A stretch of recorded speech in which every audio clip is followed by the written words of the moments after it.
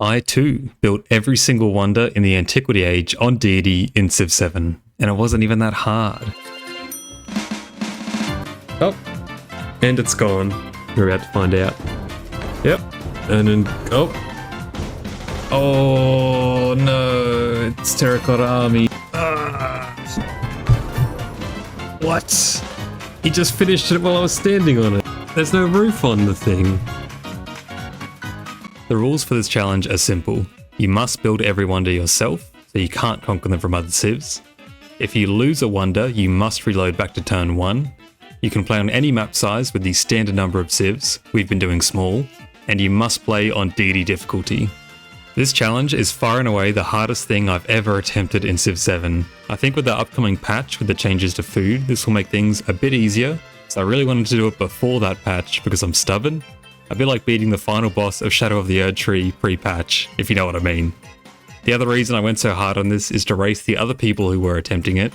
This challenge was kickstarted by a wonderful member of the Civ community, Paisley Trees. Go check her video out. Unfortunately, she beat me to this challenge by a day, which makes me want to cry. But what can you do? Better player wins, I guess. For my run, I had the following setup. Isabella, because she is far and away the best leader for quickly catching up to the deity AI's insane early bonuses. Unfortunately, no Qinshi Huang in Civ 7 yet, so Izzy is the next best thing. For mementos, I took Lydian Lion for an extra 200 gold to start, and the +1 cultural attribute point for a bit of extra culture throughout the game. I think you could easily swap the culture point out for something better. The only reason I took it was because you're meant to get a second culture point after researching 6 civics, which would allow you to get 10% production towards wonders. But this just didn't trigger for me like 90% of the time, so you're probably better off taking something like Note G if you have it unlocked, for a ton of free production in your capital. For my civ, I went with Mississippi for a few reasons. 1, their Burning Arrow unit is absolutely crazy. Definitely the best unit in the game in my opinion for both offense and defense. With this unit, I'm able to defend my cities and pressure the AI with minimal investment, leaving me more time to build wonders and infrastructure. Secondly, they have insane gold generation through one of their traditions called Shell-Tempered Pottery, which gives every building a gold adjacency to resources. And thirdly, their associated wonder is the Monk's Mound, which is a late game wonder that the AI loves to build. But with the Mississippians, you basically get what is usually a hotly contested wonder for free. The unique merchant and improvement are both great, but we won't really be using them in this run. But let's get straight into it. I hope you enjoy. Good day everyone, and welcome to the run. So it's a few days after the run itself. I'm recording this commentary here, so I'm going to do my best to keep in mind what I was thinking and doing at the time, but hopefully I can commentate alright. So, first things first, we're playing Isabella as Mississippi. Isabella has a basically 100% chance, feels like it's about 90% chance to start next to a natural wonder. What this does straight away as Isabella is give you 300 gold for discovering one. That happens every time you discover a natural wonder, so you can get it multiple times per game. But this particular wonder we're starting next to, I forget the name, but it is essentially, I don't want to say required for the challenge, but it's definitely one of probably the top 2 you want to get to have a chance at actually succeeding here. It gives you 8 production and 4 culture on every tile, and there's 3 tiles, so that's 24 production and 12 culture in your starting city, which is absolutely insane. Extremely helpful for tempo between the gold and this wonder. You're basically, your first city's absolutely just cracked, to be honest. So, and then here's what makes this start so good. Not too far away from our capital, it looks like it's about 8 tiles away really, is another wonder, another quite good one. Not ideal. I think what this start really lacked was a science wonder, but we're asking too much. So science is our weak point, but this second wonder we have here, it also gives food and production. I think it's 8 food, 4 production per tile, and I believe there's 4 tiles, I want to say. So another fantastic wonder. What it means is that our second city that we found is going to get off the ground floor really quickly. But we do have a problem. Having run this save about 100 times, we know that Egypt is going to settle that wonder very quickly. Way quicker than even with my wonder, I can't get to that settle before her. In addition to that, there is a city-state next to that wonder on the right side. So Egypt settles on the left side of it, and there's a city-state on the right side of it that's hostile. So what I do for this start is start with three warriors. Well, we do 3 scouts, and we do 3 warriors, and I'm going to you'll see me send the warriors over to the camp and clear it, and then flanking that, those warriors is a settler. And I'll be essentially taking over where that city-state was, but side effect of this is that it gives us a nice 100 production boost when we clear that camp. So that's very good. Now, I mentioned that we lack science in this game, so you'll see that as soon as I unlock writing, I purchase the library in our starting city. Apart from the Mississippian's fantastic bonus towards food, so it's getting +2 food from the nearby resources, it also gives us a +4 library, which is really great. You'll see me moving my settler into position there for when we clear the camp. Now you'll see, I'm trying to keep up with the commentary here, but so much is happening. We'll slow down as we go a little bit further on, but what I do there is, I know that I need to rush Hanging Gardens extremely quickly this game. The AI, for whatever reason, Hanging Gardens is the one they really prioritize this game, and it's in the distant lands. So I have to go for that first. But I did happen to know that there was a tribal village at the top there that gives a free technology when you get it. So I researched, I think it was animal husbandry second, which would bring down the cost, which then guarantees that you would unlock Hanging Gardens, basically. So there you go.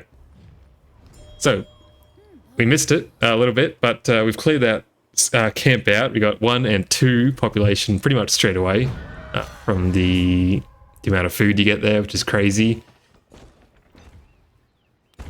Turn 28, Hanging Gardens is unlocked, and we've got our 3rd city down now. I had in my notes here that Hanging Gardens tends to go around turn 35. So we are potentially in the danger zone, because we definitely can't build it in 7 turns. But anyway, we're about to get our first wonder here, the Great Stele. 200 gold for every wonder after this that we build. You can see as well it's going to take 9 turns for the Hanging Gardens to go down, so technically we're kind of just praying at this point that the AI in the distant lands doesn't get it at the fastest they've done, which is turn 35, but luck is a big part of this run, which you'll see as we go along. We also got pretty lucky there because Egypt had a settler in the spot that we needed to put down the pyramids. Luckily, he's just sort of walking around, so it didn't really matter too much. But again, quite close to disaster really, because this is the only spot on the map that has desert next to a navigable river and grassland nearby. Speaking of Egypt being a bit of a thorn on our side, Egypt has declared war on us. This is going to become a common theme throughout the run, but luckily this is all part of the plan. So we've picked Mississippi, and Mississippi has the best unit in the game, the Burning Arrow, which is going to allow us to essentially invest the least amount of gold possible into defending our cities. Because if you didn't know, the Burning Arrow, when it shoots, it's got 2 range, and the tile it shoots on, it catches fire essentially. Any unit that stands in that fire takes damage every turn. It's just so good. It means that your enemy can't, like this slinger here, it can't just keep shooting at my city. It has to move. It might use all its movement to move. You just mean the enemy has to shuffle their units every single turn, otherwise they slowly die. So really 1, maybe 2 burning arrows is all you need to defend most cities against a considerably bigger army, which is just fantastic. So that is a big reason why we've gone Mississippi. You'll see here as well, the only city-state on the map that's friendly, unfortunately, is Thep, and they are cultural. Unfortunately, this map just didn't really spawn. I don't think there was any science city-states. And there was only 1 friendly cultural. So unfortunately I wasn't able to get too many free techs or civics this game. But regardless, we are going to go for the civic masteries. And that's going to allow us to get a free higher tier civic later on. I think we also just put our 3rd one down, though I didn't quite catch that because I'm going a bit fast here. I don't know what I was thinking on this. Some of this editing is a bit crazy. I can see the 3rd one going down now, that's fine. But we're continuing to defend here. +8 combat strength is what the deity AI gets. So here we're getting that free civic we talked about, so that gives us tactics, which, if you didn't know, that the main final boss of this run, all the wonder challenges, is the Mausoleum of Theodoric. The AI loves to get that wonder. Pretty much all of them will rush for it. There's Mundo, so that's our only really good science wonder, but you can see we do pick up some incense here as well, which is going to help out. Plopping down Gate of All Nations, probably the best wonder in the game, if we're being honest. And it's going to become extremely integral to the strategy as we go along. And you can see I'm starting to feel pretty decent about this run, so I start putting down a few sort of pins with my pin mod here. Highly recommend the pin mod, by the way. You can see as well now we're going to... One advantage of rushing for tactics, as well as the civics in the Mississippian tree, is that you get your extra settlement limit quite fast. So we're already up to 5 cities now. We're basically going for our 6th, which should come pretty soon as we get the civic for the Mausoleum. What I don't like here, though, you can see we do make peace, and that is because she started to pile on the war weariness. The AI loves to basically seemingly save up their influence just to pile on the war weariness. We got Gate of All Nations there. That's number 4, I believe, which can really destroy your empire. So for every war weariness you have, I believe it's -5 happiness in all cities. If you go into negative happiness, your yields start to fall behind. So we really do not want to be in negative war weariness at any point throughout this game. And Gate of All Nations is going to help out massively with that, which is fantastic. We just got Byrsa there. That was very quick, but that is Byrsa done. Probably, by contrast, potentially the worst wonder in the game.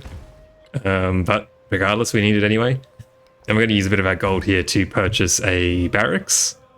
Going to be particularly useful because we've now got the Mausoleum, and really you got to drop everything you're doing to build the Mausoleum as quick as you can. You know, it's turn 55. I think that said it was going to take about 9 turns. So turn 64 is a pretty slow-ish Mausoleum.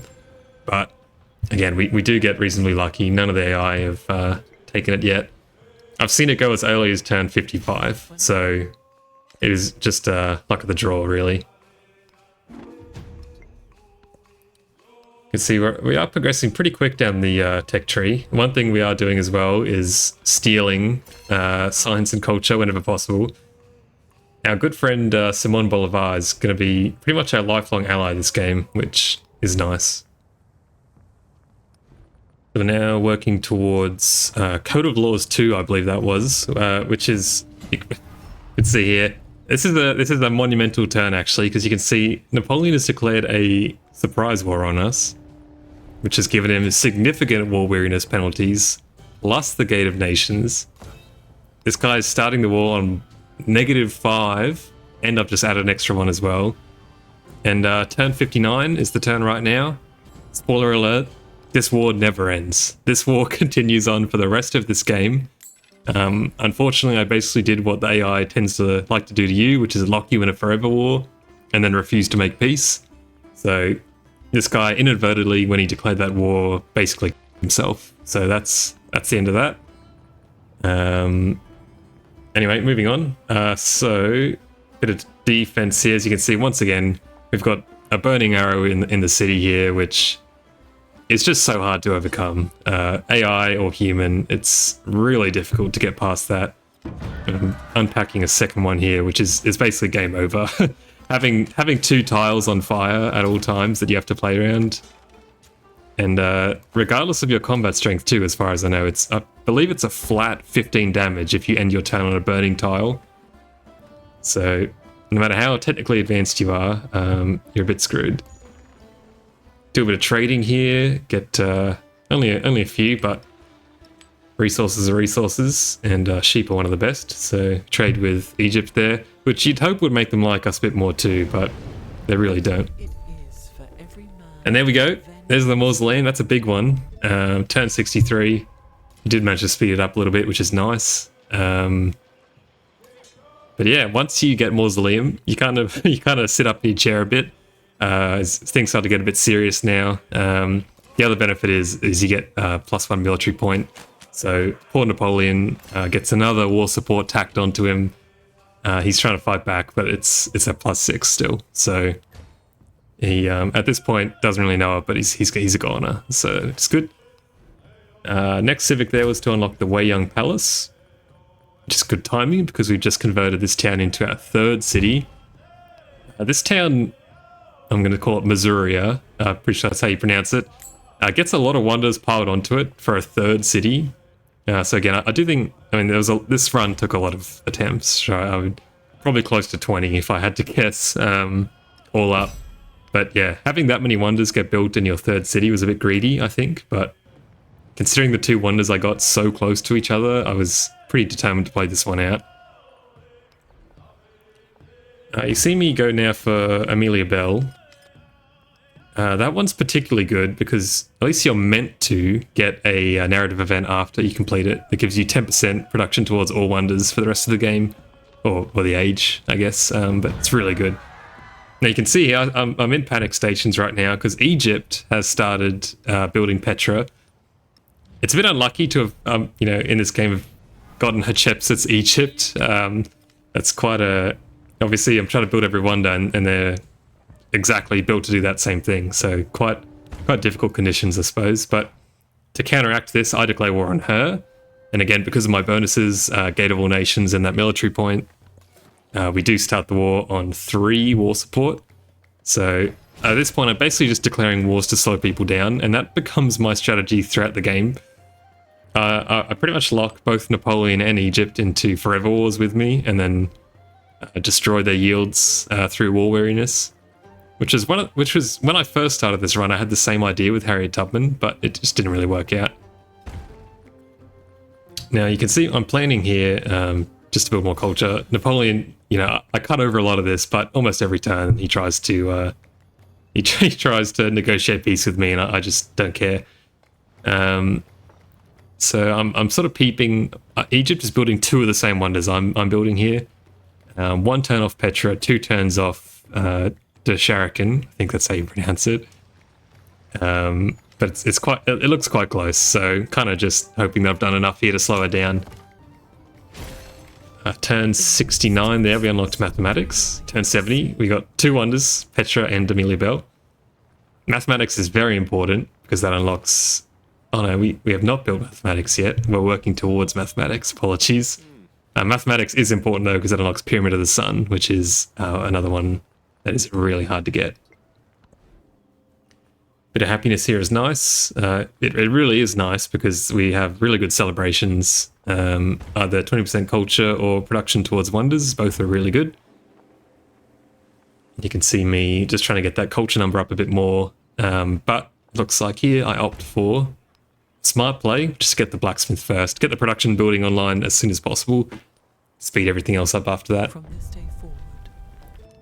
Turn 71, so we did manage to secure both wonders from Egypt, which is good, but what I've seen the AI do, and what they are prone to do, is use all that production that they just lost from getting their wonder stolen, and they'll just like one turn a different wonder instead. So it's one of those things that is basically a run ender.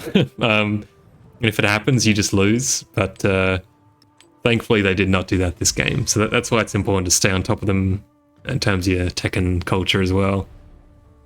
But I did lose at least 2 runs to that, where I, beat Hatshepsut at the pyramids, and then I watched her 1-turn Petra in the same city. So, you do what you can. We form an alliance here. Speaking of pyramids, there you go. It's going... fantastic mod here as well. The wonder mod that shows you if they're being built anywhere in cities that you can see, which is a really good quality of life feature. But yeah, I've allied with Simon Bolivar now, which is great because he's going to put a bit of pressure on Egypt as well. Hopefully add a bit of war weariness, but if not, just mess with her cities, which is exactly what I need to slow her down. Because Egypt really is the arch nemesis this game. It's every single run almost exclusively was lost to her. The distant land civs in this game seem to be pretty hopeless, which was good. And for what it's worth, you can see me, I'm doing a lot of resource shuffling here, just to try and get Masuria the production up. Like, I shave a turn off pyramids there, which is good because it's looking pretty close. But I do manage to clutch it up here, which is perfect. Again, getting pyramids and hanging Terracotta Army, Weiyang Palace, all in that third city was quite challenging. And if I showed you the uncut footage of this run, it would probably be, it's about 90% moving units around.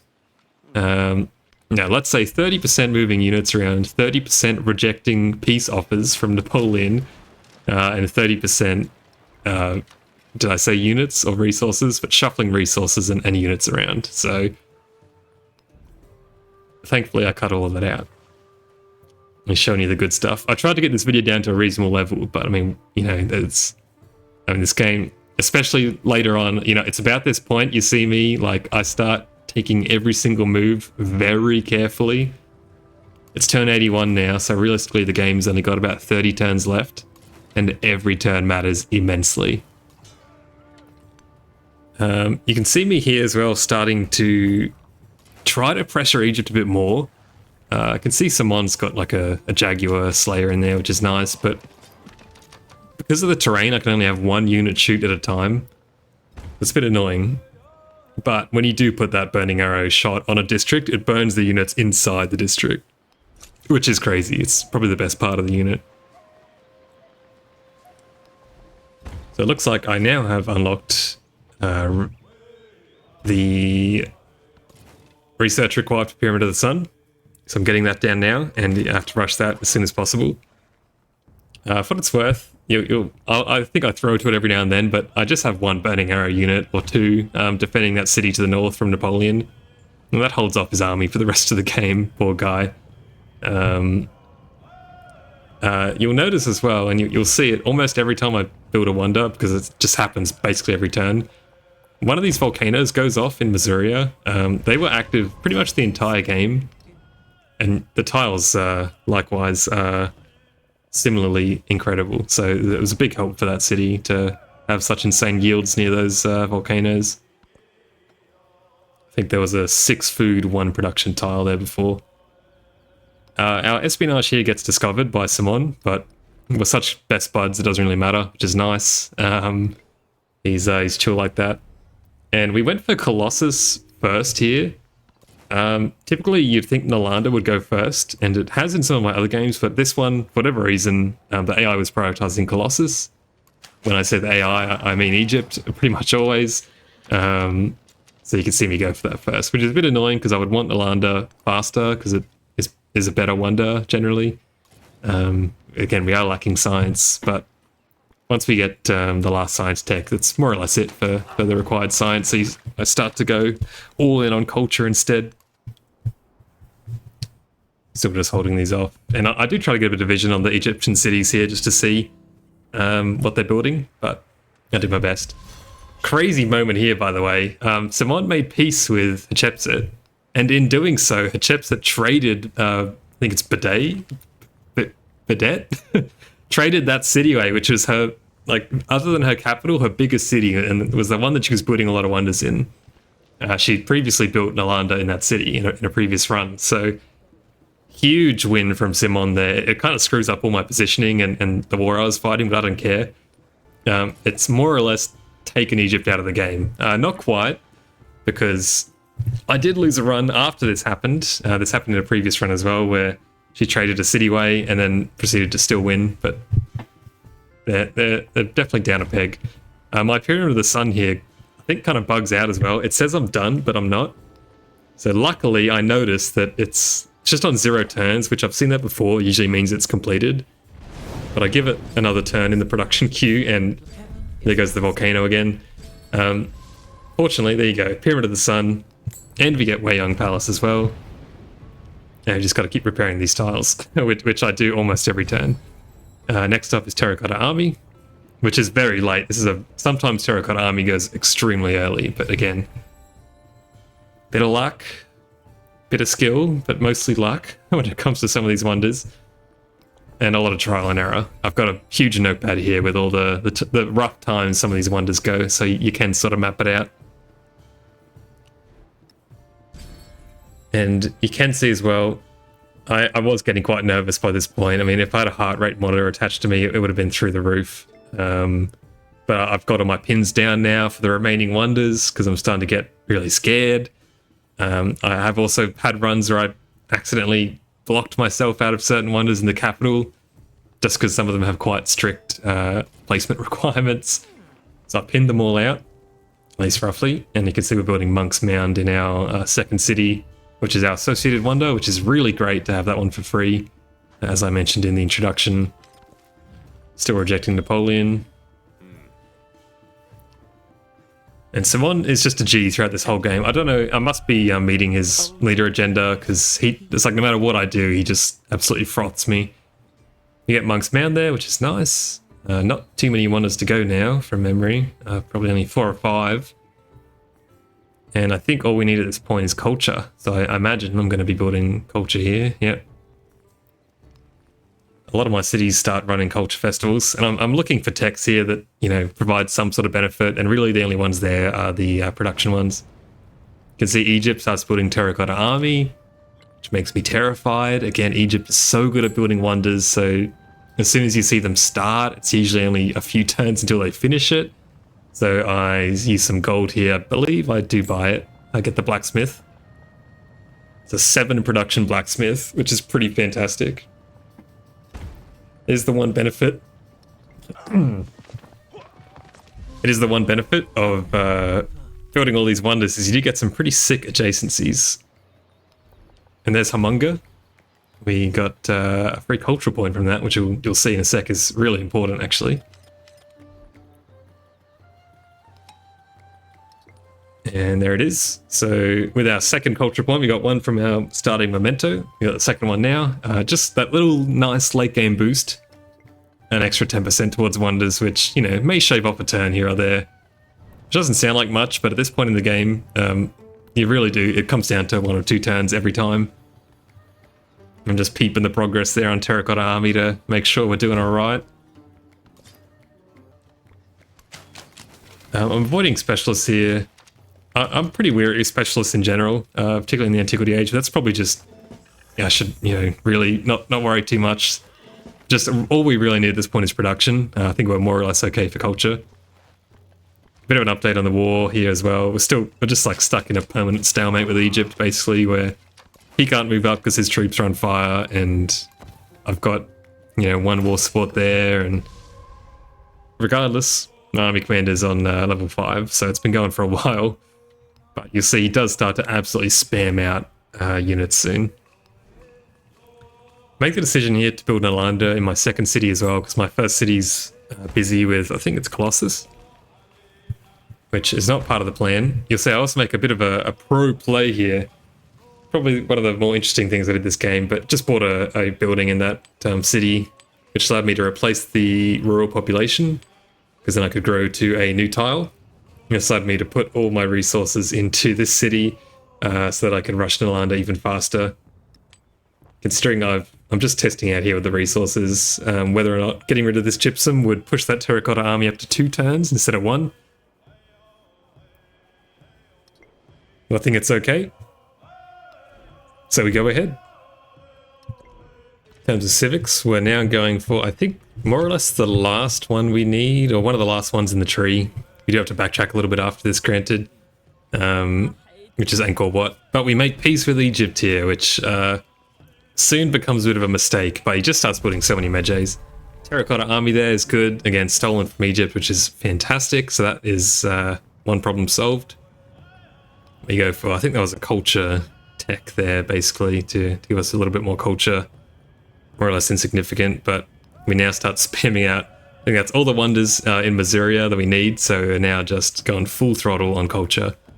You can see the low-high volcano erupts, which means we get a wonder, which is pretty much how it seems to work so often.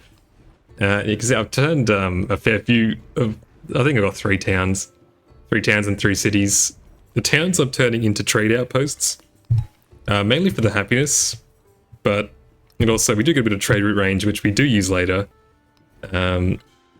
We purchased the amphitheater here, which we should have done probably a bit sooner. If you didn't know, the amphitheater, apart from giving you a bit of culture, a lot of culture, really, gives you 10% production towards wonders in that city, which is good.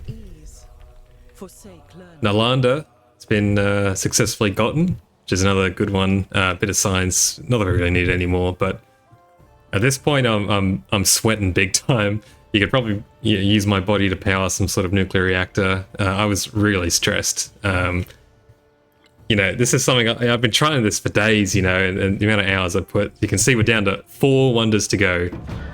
The low-high volcano, once again, just absolutely popping off. So, pay the 60 gold tax to get those insane tiles back. Showcase them off here. They're so good. Mainly food, but there's a lot of production as well. So we're down to our 4th last wonder there. We got the Oracle. Only 4 turns. Luckily, these are, earlier game wonders, so we do finish them off quite quick. And you see me get a trader here as well, really late. But I believe someone had some elephants in his capital that would be nice to pick up. Again, it might save a turn here or there, and I don't think I had anything else to do with my production, so sneaking in 1 trader doesn't seem too egregious. But I'm getting so desperate here for production. This is not exactly an advisable play, but I buy this saw pit for 2 production. You just never know, there's only like 10 turns left, so but that's 20 production. So I do buy a turn 103 saw pit.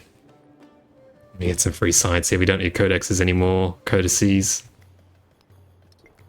I think we're more or less done with influence as well. There's nothing much else we can get, so we support a farmer's market just for slightest amount of extra food. And you'll see me now go for entertainment, and we are now entering the heart attack phase of this run. We are 4 turns away from Colosseum, and you'll see me move this trader into position, which is great. So I get some silk, some elephants, and some fish, which is nice, mainly just for the elephants. A bit of extra production towards the wonders we need. But you're about to see something very, very scary happen. And that will be when I check the wonders, and it's turn 104. We only just started researching our civic here for the Colosseum. Something terrible is about to unfold. We put Angkor Wat down in our second city to say shave a turn off, and here's when I see it. So Oracle is being built, but worse than that, the Colosseum is currently being built by Egypt, and I am not even close to researching this. I literally just started, and she is building it. So I don't really have any recourse to this because I made peace with her, which was a mistake, definitely, I think, looking back. So I have 2 turns until I can declare war on her again to try and slow her down. If you didn't know, if you have a military unit, and it has to be a military unit, can't use scouts, you can stand on top of someone's wonder, and they can't do that, so they can't build on that tile. So I start panicking here, and I'm thinking, what can I do about this situation? Because it's probably only going to take her 2 or 3 turns to finish the wonder, and it's going to take me 4 turns to research it, and then probably another 3 or 4 turns after that to get it. So, yeah, the game hasn't frozen. I was just freaking out here, thinking I'm going to have to start again. I think I look here as well to see in my text if I can research chariots to get there a little faster. We've got a flood, and then Oracle gets built. The typical natural disaster into wonder true combo. 1 more turn till I can declare. I think I eventually hinder her finances at some point here. Yeah, there's me looking at the wheel. So I'm contemplating whether I get chariots to run over there faster, but I can't. It'll just take too long. So I buy a spearman in this city instead, which ends up being completely useless, but it made me feel like I was doing something at least, so that was good.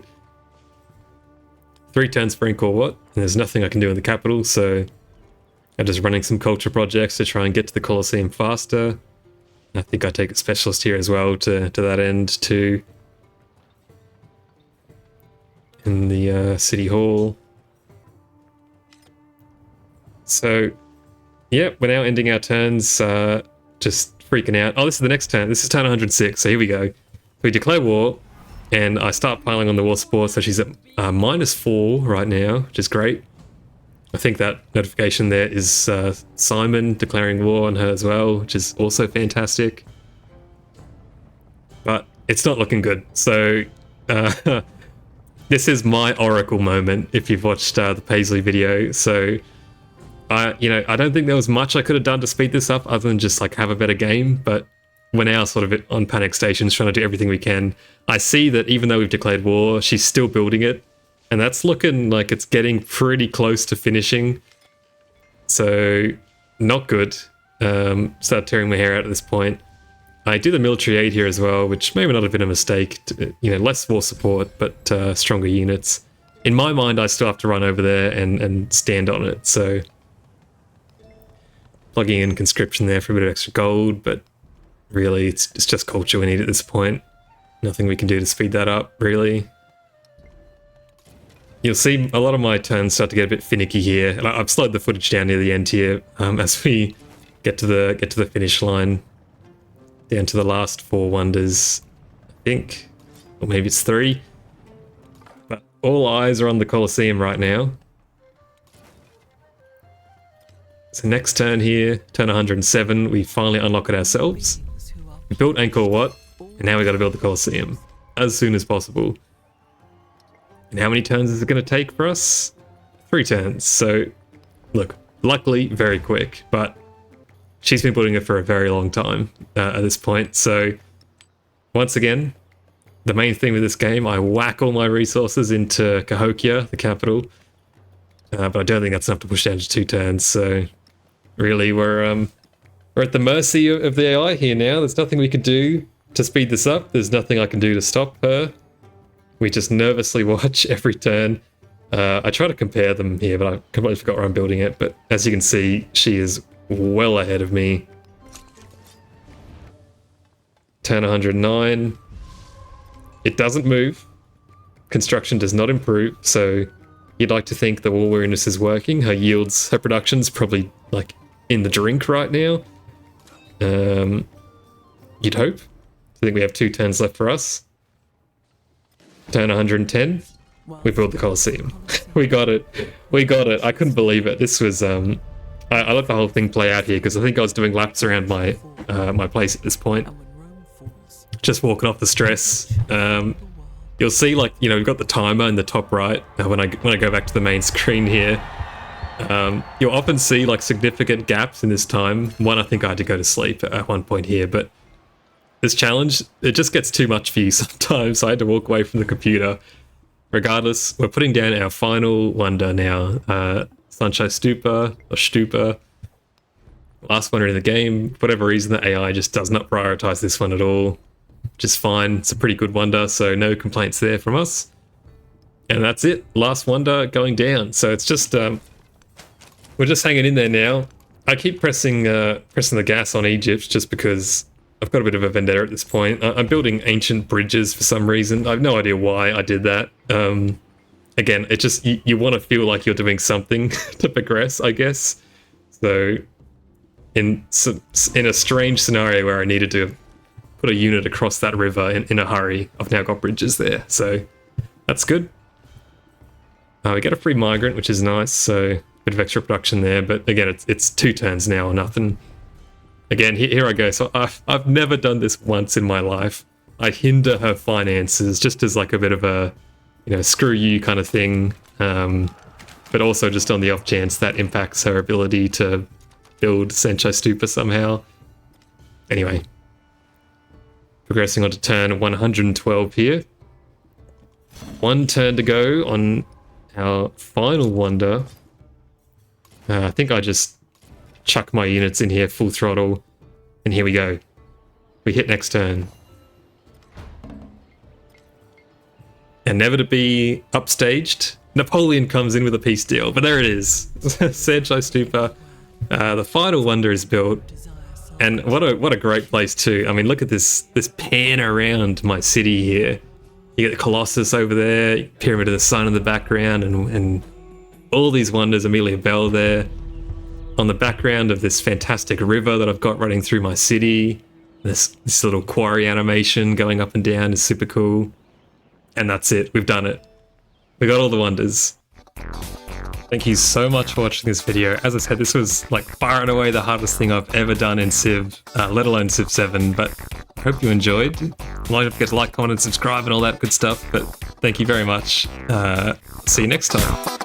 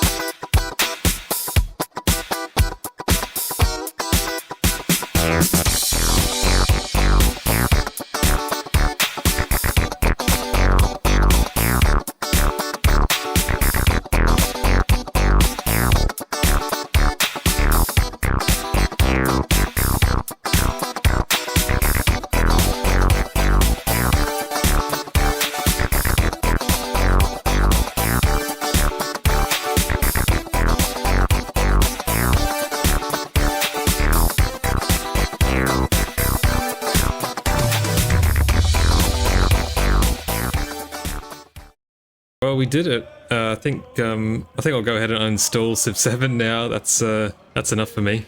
That's it. I'm done. Thanks, everyone.